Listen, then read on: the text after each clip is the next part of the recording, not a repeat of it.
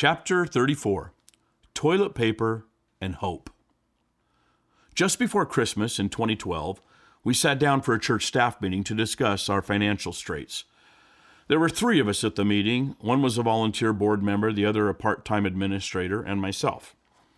We were now officially 1.5 years into using our equity line of credit to rebuild the church. We had decided to spend heavily up front to fix up the building, get some staffing help, and give ourselves a good head start. We thought with success we could borrow less and less as the next couple of years unfolded. It wasn't working. By the end of 2012, we were failing miserably.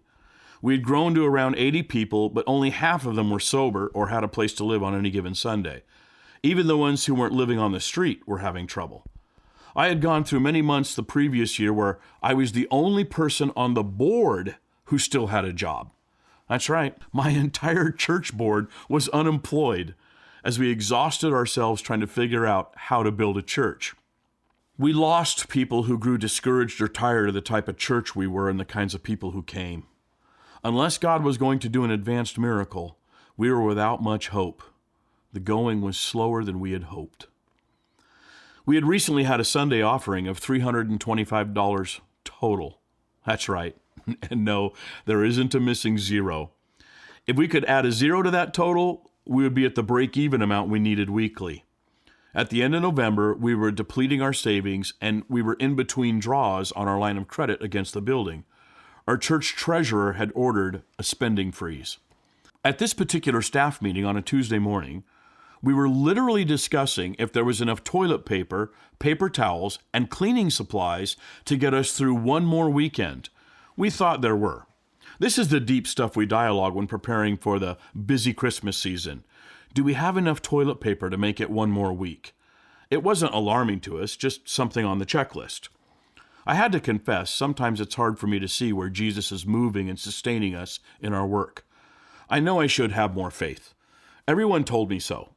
But discussions of toilet paper were never urgent concerns at any of my previous church positions, so I found myself confused at interpreting God's motives and plans for us. Usually during Christmas time, churches are ramping up their plans and rehearsals for the huge Christmas pageant that they are planning for the vast crowds that will be coming in, not discussing how much toilet paper they have to make it through one more Sunday.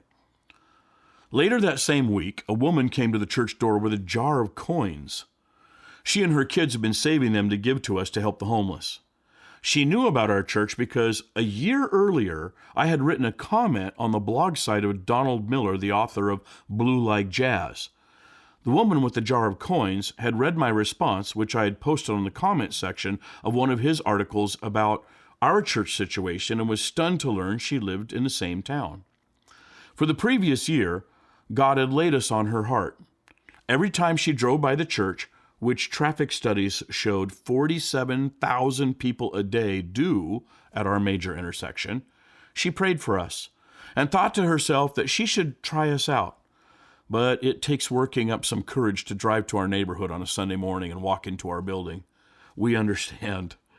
She told us she had attended every major large church in the Spokane Valley for the last several years, first trying one, then another, looking for a place to fit. It wasn't working, and her restlessness was increasing.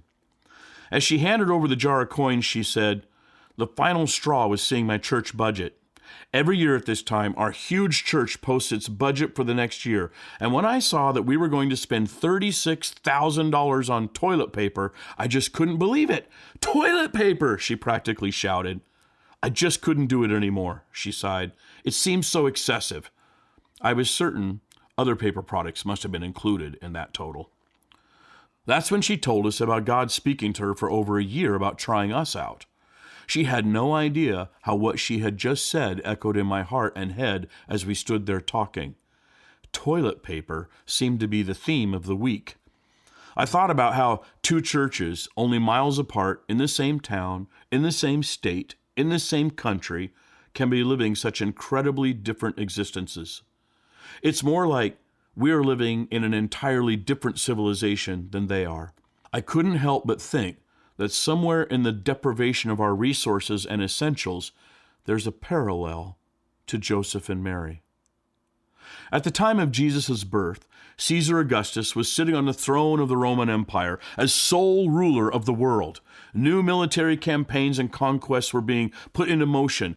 Architects and engineers from Greece, Rome, and Egypt were working on a rebuild of God's temple in Jerusalem, just a few miles from Bethlehem. This was a project that cost hundreds of millions in today's currency and would take 46 years to complete. All this was going on while one young couple, mocked for her early pregnancy, were journeying to Bethlehem with no fanfare whatsoever. The simple expectation is that a young mother would have her own mom, a midwife, and family about her as she gave birth for the first time. She could expect to be in a known home that provided shelter, wisdom, and support. A new dad should expect to be surrounded by his friends, and the celebration of the young son should be a huge community event. The expectation was not that they would be deprived of the most basic of items at such a crucial time. No one assumed that they would discuss where to move animals and where to place the baby after cleaning out the manure from around them first. No one prepared for a novice dad instead of a midwife to be the one there to pull the baby out, cut the cord, and place the child in its mother's arms. No one assumed that even the simplest of things like buckets of water for cleaning would be hard to find. No one wanted to feel alone, afraid, and helpless at such a time. That was certainly not the expectation of where to find God. And yet, in all of that vast contrast of the Roman Empire, God came to us in the small cave that was deprived of even the most basic of needs and expectations for a baby's birth. God didn't come in the wealth and majesty of the Caesar's Rome or in the splendor of Herod's new temple. He came to a young couple living in poverty, deprived of even the most basic expectations. Maybe God still comes in places trying to figure out if they have enough toilet paper to make it through one more week. I suppose the question is, when he does, will we see him? After sending out this chapter in a newsletter, we saw a significant shift. Two couples who had been reading our newsletters finally caved into the Holy Spirit's prodding and joined our church. They would both become significant leaders in ministry, and the course of action that was coming would not have been made without either of them joining us. We also received an incredibly generous gift from Shoreline Church in San Clemente, California, pastored by my friend George Holz. In the 5 years that we ministered downtown among the poor, only 2 Protestant churches ever made a donation to us. Individual Protestants did, but not churches. This gift, and 2 from the local Mosaic Church, meant a lot to all of us working in Zombieland. Thanks to all of you who kept us going.